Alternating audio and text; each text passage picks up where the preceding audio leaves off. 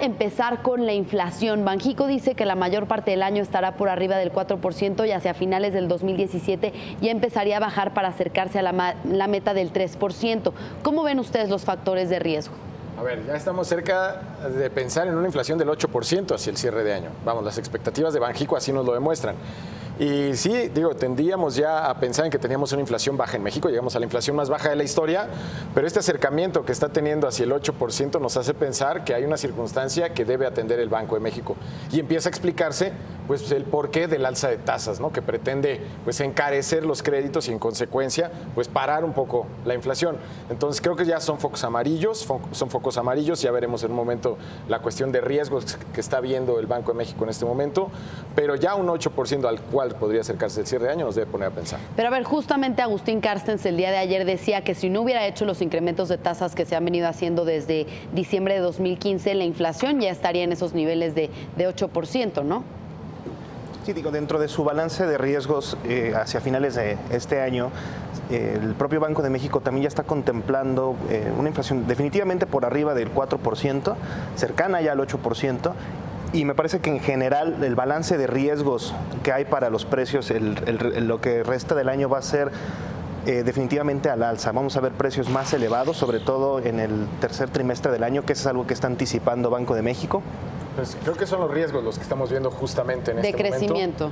Sí, vamos, concretamente es la exitosa, vamos, ¿qué elementos son los que podrían pues tener un impacto al alza en la inflación? Pues creo que ahí lo tenemos más o menos claro, ¿no, Abraham? Así es, digo, la exitosa renegociación del Telecán, ¿en dónde va a incidir? Pues directamente sobre el tipo de cambio, ¿no? Creo que la recuperación que ha tenido de enero a la fecha el tipo de cambio, que es más de 10%, esa recuperación en buena parte está basada en que no habría, hasta ahorita no es el escenario que se ve, una salida abrupta de alguno de los miembros del Telecán.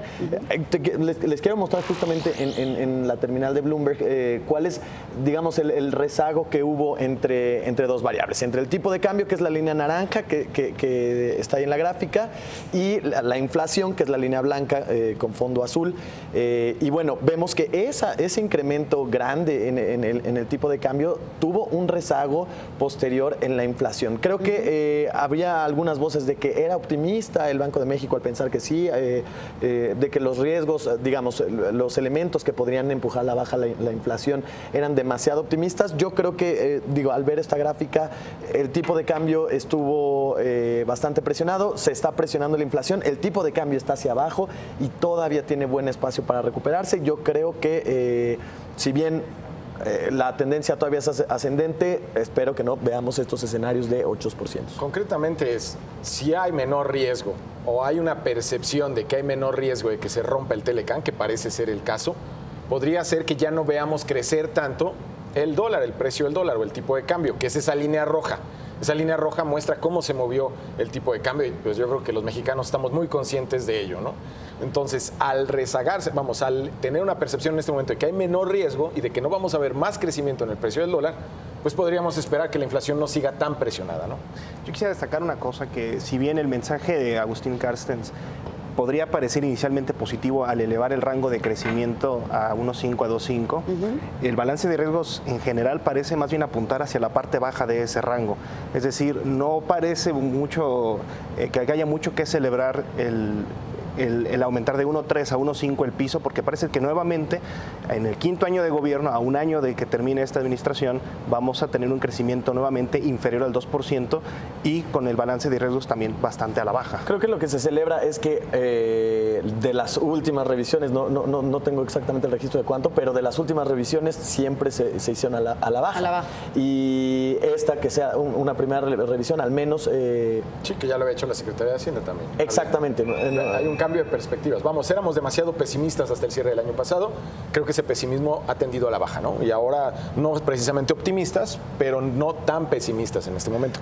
Sí, hay otros elementos que van a pesar también en la inflación. No sé si podemos volver a la gráfica de los elementos de riesgo. El tema ahí también hay un asunto interesante y es si podrían elevarse los salarios en México y como consecuencia pegarle a la inflación. Hay un elemento de que puedan elevarse aún más las expectativas de inflación salarial. Esto es, digamos, en el último cuadro que vemos ahí a la derecha abajo. Y esto, digamos, es un mensaje pues agridulce para la gente, porque ¿quién podría quejarse de que hubiera un alza de salarios? Pero es la verdad, hay una oferta laboral limitada en este momento debido a que ha caído la tasa de desempleo, hay más empleo y como consecuencia podrían empezar a pagar mejor las empresas para atraer trabajadores debido a este choque en la demanda. Consecuentemente, esto puede pegarle a la inflación. Lo llamativo es que el Banco de México esté poniendo atención a este rubro como un elemento que podría elevar más la inflación hacia el cierre de año. Claro, porque ya hay las condiciones para subir estos salarios, como ya lo decías tú y como ya habíamos escuchado en una entrevista del secretario del Trabajo, ¿no? Entonces, es como dices, algo agridulce, ¿no? Porque es positivo para la gente que pueda subir el salario, pero pues vamos a ver índices inflacionarios más altos. Y otro mensaje agridulce que también nos da el Banco de México es que para que los precios tampoco se sigan disparando, la actividad económica del país tiene que ser menor.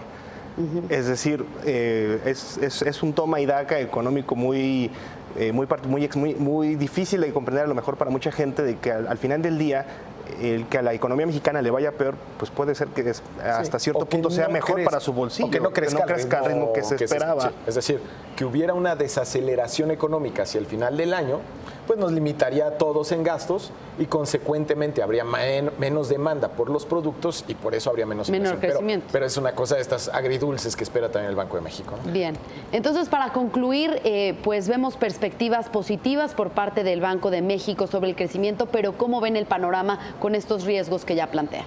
Creo que, como lo había planteado, no creo que el escenario para la inflación vaya a ser el peor. Justo platicamos sobre las gráficas de abanico y hacia el cierre de este año el escenario más grave que veía el Banco de México es cercano al 7%. Yo no creo que vaya a llegar, está cercano al 7%. Yo pienso que eventualmente va a dar la vuelta y bajará. Jonathan. Sí, definitivamente creo que hay elementos para ser relativamente optimistas. No quisiera echar las campanas al vuelo, dado el buen arranque que ha tenido este año en materia económica y que creo que sí, eventualmente Carstens pudiera dejar, digamos, enfilada la inflación un poco a la baja, porque este asunto de que la quiere dejar enfilada hacia el 3%, pues francamente luciría muy optimista desde la perspectiva actual, claro. Digo, porque la dejaría a lo mejor un 7% con una ligera baja, pero no sigue estando lejos de ese 3%. Claro. Lo veo desde el otro lado de lo que menciona Jonathan. Yo creo que todavía hay elementos para creer que la economía mexicana camina sobre hielo fino.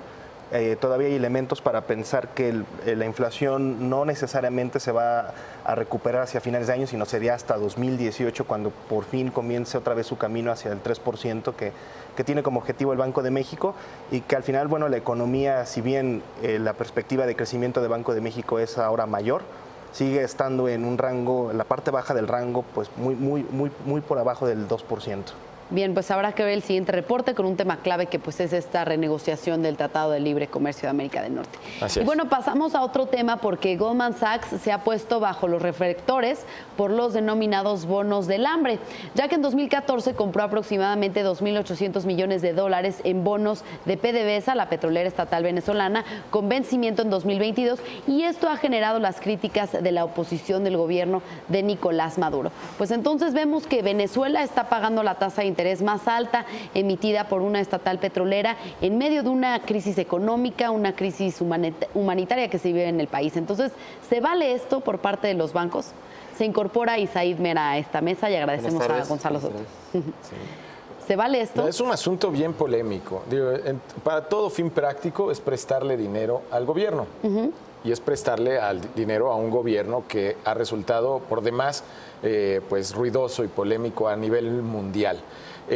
Creo que es un tema delicado el ponerse en favor o en contra y por supuesto no es nuestro papel, pero claro, sí exhibir las circunstancias. El gobierno de Maduro fue electo por democracia, nos guste o no, esa es la circunstancia, y ese gobierno para operar y llevar, digamos, lo que requiere su gente como servicios de salud y de otra índole, pues requiere dinero, ¿no?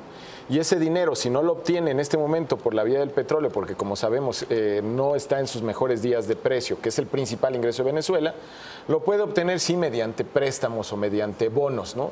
Que es a los que están apostando estos grandes inversionistas que están apostando además en mercados emergentes. Vamos, no es que necesariamente todos hayan ido a comprar bonos venezolanos, sino que esos bonos venezolanos caen en tremendas cubetas de bonos o pagarés para todo fin práctico de naciones emergentes, incluso como México, ¿no?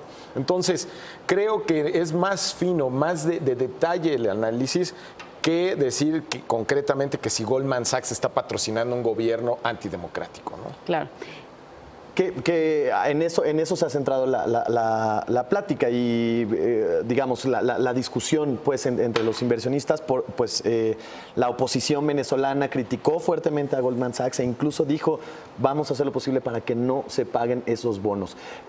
Goldman Sachs hace esta inversión, encuentra una buena oferta, pero también se encuentra un súper conflicto ético que brinca en los medios de comunicación, como lo que se debe hacer o lo que no se debe hacer. Yo creo que, digamos, como decía Jonathan, es una línea delgada, pues, el decir está bien, está mal. Sin embargo, creo que sí hay cosas cuestionables y al final, si Goldman Sachs perdiera este dinero porque no se le pagan estos bonos, no es el dinero de Goldman Sachs, también hay dinero de mucha gente metida de inversionistas, ahí. Claro. Yo creo que, a diferencia de lo que piensan ellos, que no debería uno tomar una posición, yo creo que no está mal y yo creo que Goldman Sachs no debería hacer lo que está haciendo. ¿Por qué?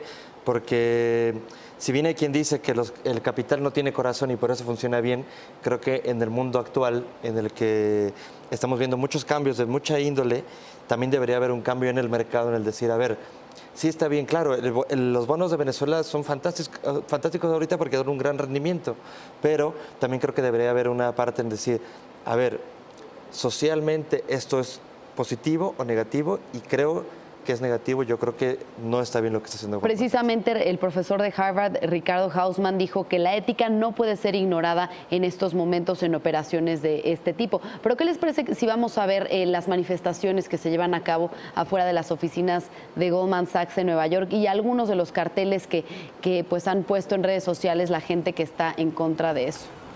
Incluso la oposición venezolana señala a Goldman Sachs que entre sus líneas para hacer negocio es el respeto a los derechos humanos. Y más allá de que si el gobierno venezolano ha violado derechos humanos o no, que a lo mejor no nos corresponde analizarlo, sí es señalado y sí es